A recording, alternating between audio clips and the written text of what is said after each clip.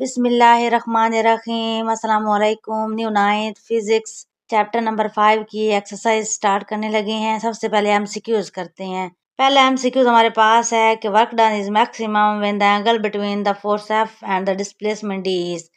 Student इनमें से कौन सा एंगल पुट करेंगे कि हमारे पास जो वर्क डन है वो मैक्सिमम होगा। स्टूडेंट आपको पता है कि वर्क डन का फार्मूला हमारे पास क्या है, F D cause of theta.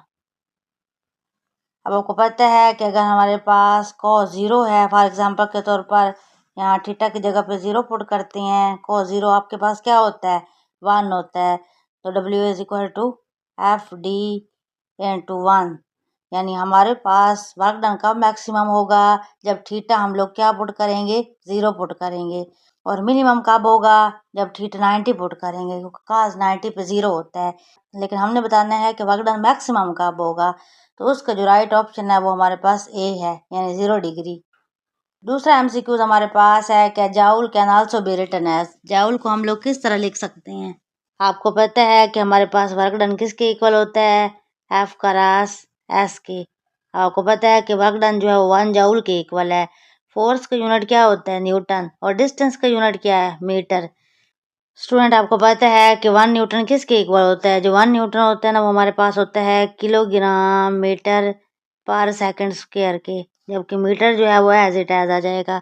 जब ये जो मीटर है इस मीटर से मल्टीप्लाई करेंगे तो ये हमारे पास बन जाएगा किलोग्राम मीटर स्क्वायर पर सेकंड स्क्वायर। तो इसका जो राइट ऑप्शन है वो हमारे पास डी है, किलोग्राम मीटर स्क्वायर पर सेकंड स्क्वायर। नेक्स्ट एमसीक्यूज हमारे पास है कि the unit of power is. Power का यूनिट हमेशा हमारे पास वाट होता है। फोर्थ एमसीक्यूज हमारे पास एक न्यूमेरिकल है कि the power of water pump is 2 kilowatt. एक वाटर पंप है जिसकी पावर दी हुई है, पावर कितनी हमारे पास है, 2 किलोवाट। अब आपको पता है कि 1 किलो में कितने होते हैं, 1000 होते हैं। तो 2 को आप 1000 से मल्टीप्लाई करें तो ये हमारे पास कितना बन जाएगा, 2000 वाट। और हमारे पास the amount of water it can be raise in 1 minute to height of 5 metre is. पानी के बढ़ने की वजह से 1 मिनट में इसकी जो हाइट है वो 5 मीटर हो जाती है। टाइम कितना दिया हुआ है, 1 मिनट। अब आपको पता है कि 1 मिनट में कितने सेकंड होते हैं, 60 सेकंड होते हैं। इस तरह जो हाइट है वो कितनी दी हुई है, हाइट हमारे पास दी हुई है 5 मीटर। स्टूडेंट 1 मिनट में जो 5 मीटर हाइट हुई है तो वो जो अमाउंट ऑफ वाटर है वो हमने मालूम करना है, यानी हमने मैथ मालूम करना है। स्टूडेंट फार्मूला हमारे पास क्या है, work done is equal to mgh। यहाँ से हमने मैथ निकालना है, लेकिन हमारे पास वर्क डन भी नहीं है, तो उसके लिए पहले हम वर्क डन निकालेंगे। तो पावर का फार्मूला क्या है, P is equal to W/T। इस फार्मूले से पहले हम वर्क डन निकाल लेते हैं। पावर हमारे पास कितनी दी हुई है, 2000 दी हुई है। वर्क डन हमने मालूम करना है, टाइम कितना है हमारे पास, 60 सेकंड है। जब आप 2000 को 60 से मल्टीप्लाई करेंगे तो हमारे पास वर्क डन कितना आ जाएगा, 120,000 आ जाएगा। अब हमने स्टूडेंट वर्क डन हमारे पास आ चुका है। अब हम लोग वर्क डन की वैल्यू इस फार्मूले में पुट करेंगे और यहाँ से मैथ निकाल लेंगे। स्टूडेंट अब हमने यहाँ पर वैल्यू पुट करनी है। वर्क डन हमने निकाल लिया था, वर्क डन हमारे पास कितना आया था, 120,000 आया था work done. Is equal to math हमने निकालना है, जी की वैल्यू आपको पता है 10 होती है। हाइट हमारे पास दी हुई है, हाइट कितनी है हमारे पास, 5 मीटर है। यहाँ पर 5 लगाएंगे तो ये हमारे पास आ जाएगा 120,000 इज इक्वल टू 10 को 5 से मल्टीप्लाई करें तो 10 5 जार 50, तो ये हमारे पास 50 m आ जाएगा। अब आपने क्या करना है, यहाँ से मैथ निकाल लेना है। तो m इज इक्वल टू 120,000 को आपने 50 पर डिवाइड कर देना है, क्योंकि ये जो 50 है यहाँ पर मल्टीप्लाई हो रहा है, जब इस साइड पर आएगा तो डिवाइड हो जाएगा। जब आप इसको डिवाइड करेंगे तो हमारे पास आंसर क्या आ जाएगा, 2400 किलोग्राम आ जाएगा। स्टूडेंट अब आपको पता है कि यहाँ पर आंसर लीटर में दिया हुआ है, तो जो 1 kg होता है ना, जो 1 kg होता है वो हमारे पास 1 लीटर के इक्वल होता है। तो इस तरह हम लिख देंगे कि ये 2400 लीटर है। यानी हमारे पास जो इसका राइट ऑप्शन है वो हमारे पास D is the right option. Fifth MCQs भी हमारे पास एक न्यूमेरिकल है कि बुलेट ऑफ मैस 0.05 किलोग्राम की एक बुलेट है जिसका जो मैस है वो 0.05 किलोग्राम है, has a speed of 300 metre per second, जबकि जो उसकी स्पीड है वो कितनी है 300 मीटर पर सेकेंड है। It's kinetic energy will be, हमने इसकी काइनेटिक एनर्जी मालूम करनी है।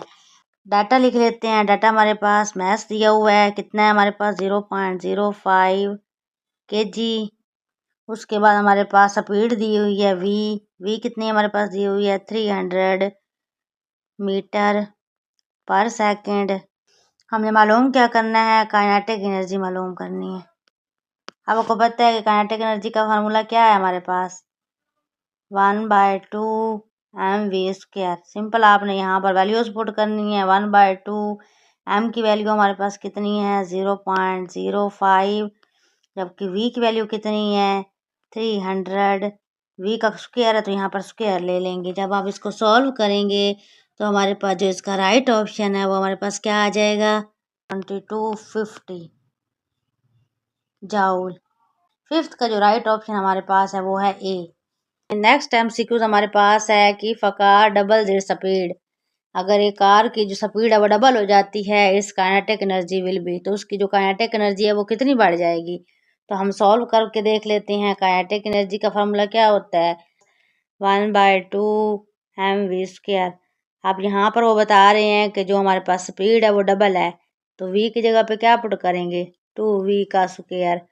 अब आपको पता है कि 2 2s are 4, तो ये बन जाएगा 1/2 m into 2 2s are 4v²।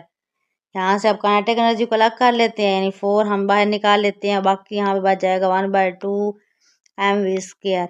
अब आपको पता है कि 4 एज इट एज आ जाएगा, जबकि ये किसके इक्वल है, ये हमारे पास काइनेटिक एनर्जी है। स्पीड अगर हमारे पास डबल होती है तो काइनेटिक एनर्जी जो है वो 4 टाइम इंक्रीज हो जाएगी। तो इसका जो राइट ऑप्शन हमारे पास है वो क्या है increase to 4 time, D option. Next हमारे पास सातवां एमसीक्यूज है the energy possessed by a body by virtue of its position. Position की वजह से जो एनर्जी होती है उसको हम लोग पोटेंशियल एनर्जी कहते हैं। B is the right option. आठवां एमसीक्यूज हमारे पास है कि the magnitude of momentum of an object is double, कि किसी ऑब्जेक्ट का जो मोमेंटम है वो डबल है the kinetic energy of the object will, तो उस ऑब्जेक्ट की काइनेटिक एनर्जी कितनी होगी। स्टूडेंट, आपको पता है कि हमारे पास मोमेंटम का फार्मूला क्या है P is equal to mv, जबकि काइनेटिक एनर्जी का फार्मूला क्या है, ये हमारे पास होता है 1/2 mv²। स्टूडेंट, अब आप यहाँ से v निकाल लें। अब आपको पता है कि यहाँ m मल्टीप्लाई हो रहा है, दूसरी साइड पे जाएगा तो क्या हो जाएगा डिवाइड हो जाएगा, यानी ये बन जाएगा हमारे पास P/m। अब आपको पता है कि kinetic energy is equal to 1/2 m। अब v की जगह पे क्या हम पुट करेंगे, ये P/m, ये बन जाएगा P/m का स्क्वायर। अब यहाँ पर क्या होगा, यहाँ आ जाएगा 1/2 m, ये बन जाएगा p², यानी ये बन जाएगा p² ओवर m²। अब आपको पता है कि एक m से कैंसिल हो जाएगा, तो बाकी बच क्या जाएगा। स्टूडेंट, जो बाकी हमारे पास बच गया है काइनेटिक एनर्जी किसके इक्वल आ गई है, अब हमारे पास ये हमारे पास आ गई है 1/2 p² bye m। Kinetic energy अब हमारे पास ये आ गई है। अब यहाँ पर हम वैल्यू पुट करेंगे। अब वो कह रही हैं कि जो हमारे पास मोमेंटम है वो डबल है। अब हमने क्या करना है, क्योंकि मोमेंटम डबल है तो फिर काइनेटिक एनर्जी क्या होगी, यहाँ पर हम लोग वैल्यू क्या पुट करेंगे, p की वैल्यू 2p पुट करेंगे, यानी 2p का स्क्वायर डिवाइडेड बाय m। जब आप इसको सॉल्व करेंगे तो ये हमारे पास क्या आ जाएगा 1/2 इंटू 2 2s are 4, यानी 4p² डिवाइडेड बाय m। यहाँ से स्टूडेंट अब काइनेटिक एनर्जी हमारे पास क्या आ जाएगी, हम लोग काइनेटिक एनर्जी का ये जो फार्मूला है इसको सेपरेट कर लेते हैं, यानी 4 इंटू 1/2 p² बाय m। अब आपको पता है कि ये जो हमारे पास है ये किसके इक्वल है, ये काइनेटिक एनर्जी के इक्वल है, यानी 4 इंटू काइनेटिक एनर्जी। इसका मतलब है कि हमारे पास जो काइनेटिक एनर्जी है वो 4 टाइम हो जाएगी।